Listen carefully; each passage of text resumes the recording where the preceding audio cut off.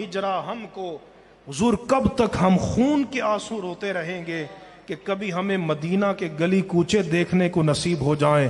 کبھی پوچھو خواجہ غلام فرید سے، وہ کس طرح تڑپتے رہے، اتھا میں مٹھڑی نت جان بلب، اتا خوش وس دن وچ ملک عرب، تتی تھی جو گن چو دھار پھرا، ہند سندھ پنجاب تے مار پھرا، سنج بہر شہر بازار پھرا، متا یار ملم کئی سان سبب۔ عاشق تو کہتے ہیں کہ عید گاہے ماں غریباں کوئے تو، امبے ساتے عید دیدن روئے تو، صد ہزاراں عید قربانت کنم، اے ہلال عید ماں بروئے تو۔ وہ کہتے ہیں خدا کی قسم ہمیں جب مدینہ کے گلی کوچوں میں جانا نصیب ہو جائے گا جہاں خدا کے حبیب رہے ہیں، اللہ کی عزت کی قسم ہمارے لیے وہ دن ہزاروں عیدوں سے بھی زیادہ بڑا دن ہوگا۔ امام مالک ساری زندگی مدینہ سے نہیں نکلے، مدینہ میں رہے، صرف حج کرنے کے لیے گئے۔ اچھا یہ نہیں کہ صرف مکہ نہیں گئے، کسی طرف نہیں گئے، مدینہ میں رہے۔ کیوں؟ وہ کہتے کہ مجھے ڈر لگتا ہے کہ میں محبوب کے شہر سے نکلوں تو مجھے موت نہ آ جائے، میں چاہتا ہوں مجھے محبوب کے قدموں میں موت آئے۔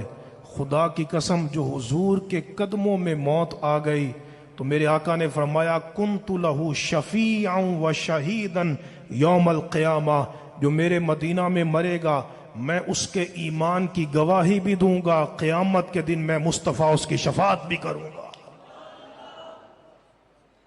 کبھی دیکھا ہے طیبہ کے علاوہ کوئی ایسا شہر جس میں لوگ پھڑک پھڑک کر رو رو کر جائیں؟ یہ طیبہ کی محبت کا اثر ہے، ورنہ کون روتا ہے لپٹ کر در و دیوار کے ساتھ۔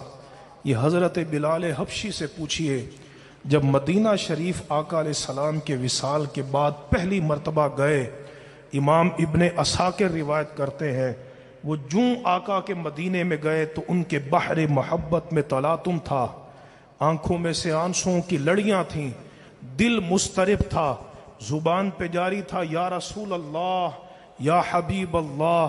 مدینہ کے گلی کوچوں میں جا کر کہتے تھے یہاں میرے محبوب جلوہ فرما ہوا کرتے تھے، یہاں میرے محبوب آپ غلاموں کو زیارت عطا کرتے تھے۔ کریم نبی علیہ السلام کی قبر انور پہ حاضر ہو کر اپنا چہرہ رکھ کے زاروں کی طرح روتے ہیں حضرت بلال حبشی۔ اہل مدینہ کہتے ہیں کہ بلال آج ہمیں وہ اذان تو سناؤ جو نبی کریم علیہ السلام کے دور میں سناتے تھے۔ کہا جب میں حضور کے دور میں اذان سناتا تھا سامنے منبر پہ چہرہ ودھا ہوتا تھا، تو مجھے محبوب کا دیدار کروا دو، بلال تمہیں اذان سنا دیں گے۔ لیکن شہزادے آئے، حضرات حسنین کریمین آئے تو ان شہزادوں کی رد نہیں کر سکتے تھے۔ حکم دیا بلال جو اذان نانا جان کے دور میں سناتے تھے وہ ہمیں بھی سناؤ۔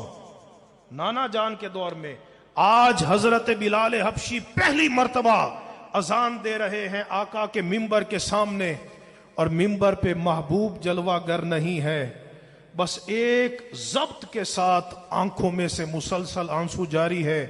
حضرت بلال نے حضور کے وصال کے بعد اذان دینا چھوڑ دی تھی، آج پہلا موقع تھا، بلال مدینہ میں اذان دے رہے ہیں اور منبر پہ حضور کی زیارت نہیں ہو رہی۔ حضرت بلال آنکھیں بند کر کے اللہ اکبر کے پرسوز کلمات پڑھتے ہیں۔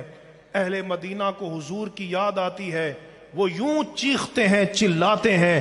امام ابن عساکر روایت کرتے ہیں مدینہ میں قیامت صغریٰ کا سما تھا، ہر آنکھ اشکبار تھی، لوگ رو رہے تھے فراق مصطفیٰ صلی اللہ تعالی علیہ وسلم میں۔